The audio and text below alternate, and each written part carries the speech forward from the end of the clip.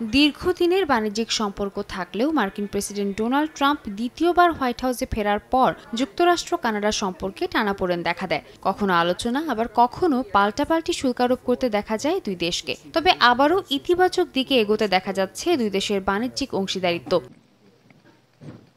স্থানীয় সময় শুক্রবার রাজধানী অটোয়া থেকে কানাডার প্রধানমন্ত্রী মার্ক কার্নি ঘোষণা দেন, মার্কিন পণ্যের ওপর থেকে আমদানি শুল্ক প্রত্যাহার করে নেবে দেশটি। যুক্তরাষ্ট্রের সঙ্গে সই হওয়া USMCA চুক্তির আওতায় এই পদক্ষেপ নিচ্ছেন বলেও জানান তিনি। কানাডা বর্তমানে যুক্তরাষ্ট্রের সাথে সবচেয়ে লাভজনক বাণিজ্য চুক্তি করেছে। যদিও এটি আমাদের আগের চুক্তিগুলো তার থেকে আলাদা, এটি এখন অন্য যে কোনো দেশের চেয়ে ভালো।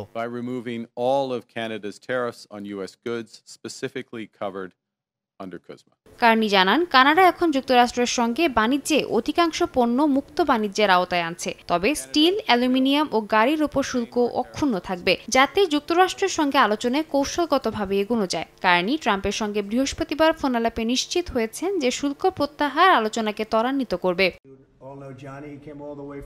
মার্কিন প্রেসিডেন্ট ট্রাম্প শুক্রবার ওভাল অফিসে বলেন, কার্নি তার প্রতিশোধমূলক শুল্ক প্রত্যাহার করছেন। এ পদক্ষেপকে স্বাগত জানিয়ে তিনি কার্নির সঙ্গে আবারও ফোনালাপের সম্ভাবনার কথা ব্যক্ত করেন। এ সময় ট্রাম্প বলেন, কানাডা ও মেক্সিকো বহু বছর ধরে মার্কিনদের অনেক ব্যবসা বাগিয়ে নিয়েছে, যা এখন আবারও যুক্তরাষ্ট্রে ফিরে আসছে। সাদিয়া তাসনিম, সময় সংবাদ।